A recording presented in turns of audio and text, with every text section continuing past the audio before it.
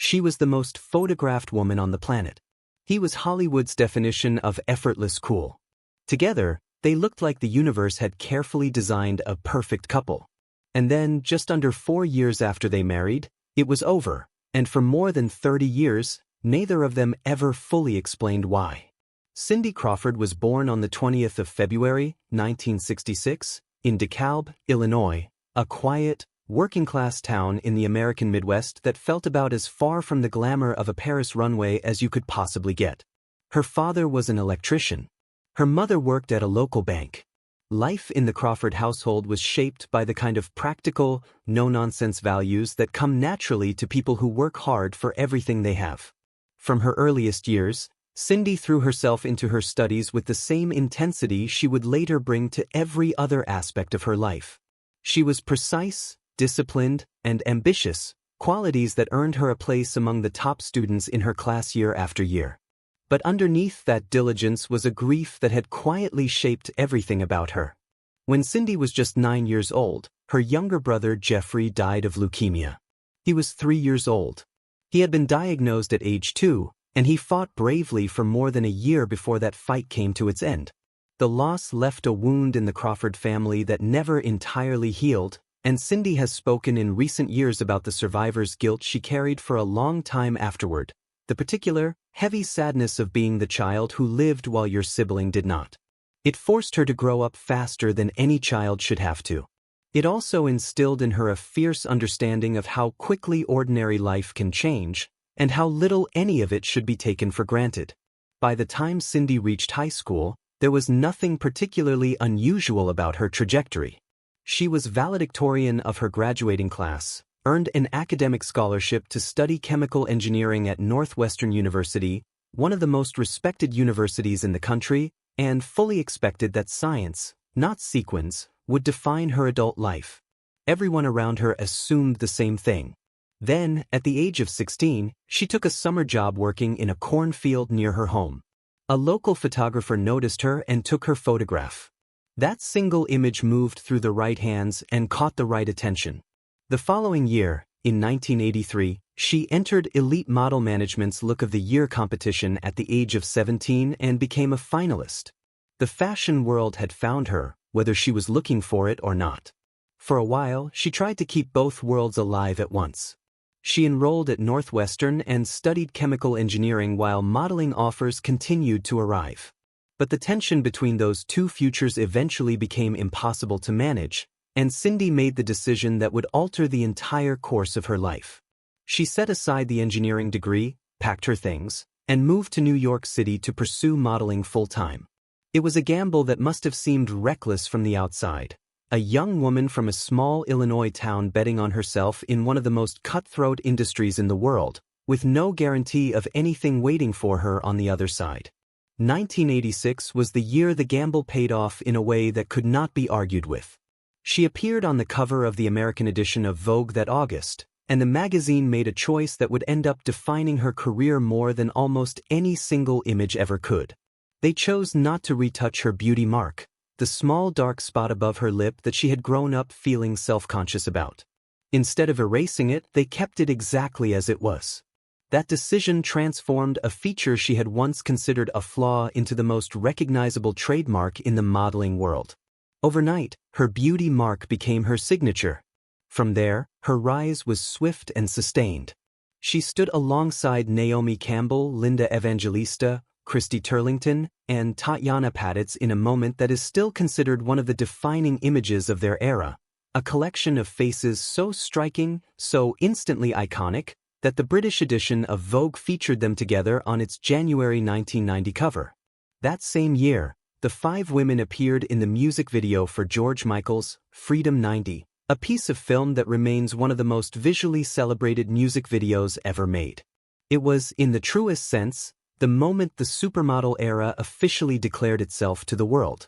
In 1989, Cindy signed a 4-year contract with Revlon that would grow into an 11-year professional relationship and help establish her as one of the most commercially successful models in the history of the industry. She walked runways for Versace and Ralph Lauren, appeared in campaigns for Pepsi, and that same year became the host of a fashion television program that introduced high-end style to a younger mainstream audience.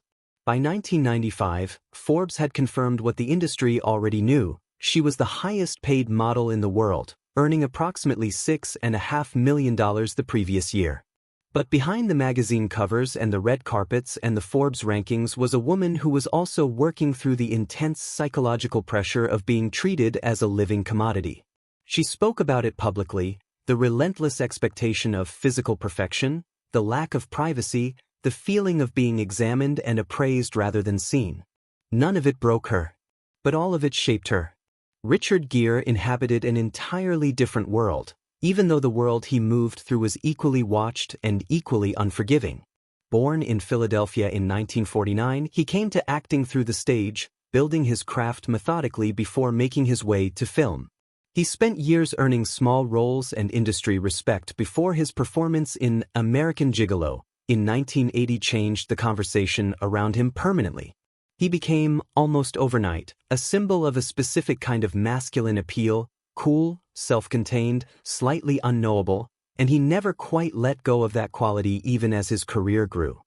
A decade later, Pretty Woman established him as one of the most bankable leading men in Hollywood, and the partnership between him and Julia Roberts became one of cinema's most celebrated screen pairings.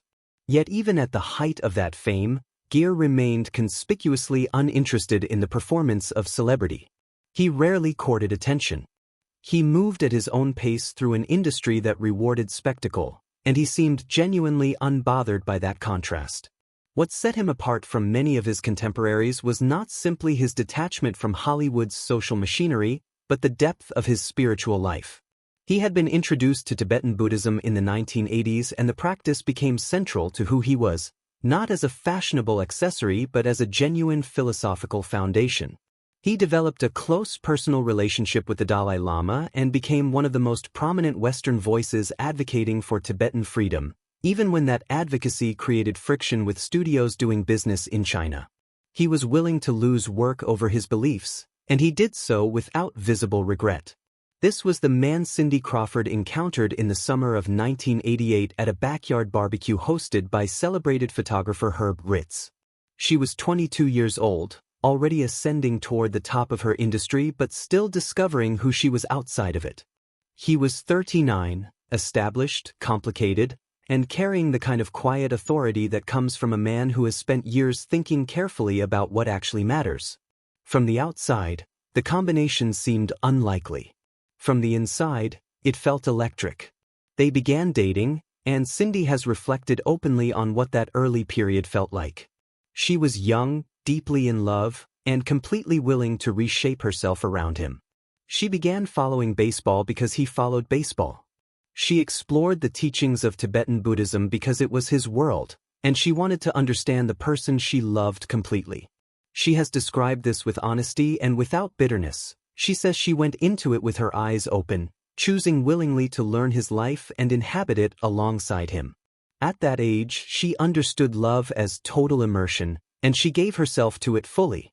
They became, almost immediately, one of the most photographed couples in the world. Their appearances together at major events were media events in their own right. The image they presented, Cindy in extraordinary fashion, Richard in understated elegance, 17 years between them and seemingly not a single awkward inch, was the kind of image that the public latches onto and never quite lets go of. It felt like proof that certain people simply belong together, that beauty and intelligence and mystery can find each other across any gap. On the 12th of December, 1991, they flew to Las Vegas and got married. There was no ceremony planned in advance, no elaborate guest list, no carefully chosen dress. Cindy wore a simple navy Armani suit. They had no proper wedding rings. By several accounts, they used foil rings, improvised and impermanent. It was a wedding that looked, even at the time, less like a beginning than like two people making a declaration before they had time to talk themselves out of it. They were announced to the world as husband and wife, and the world responded with the kind of collective warmth that gets reserved for very few couples. They appeared together at the Academy Awards in early 1992 with Cindy in a red Versace gown that became one of the most discussed fashion moments of that decade. They were a genuine cultural phenomenon. And then, quietly and without visible drama, it began to come apart.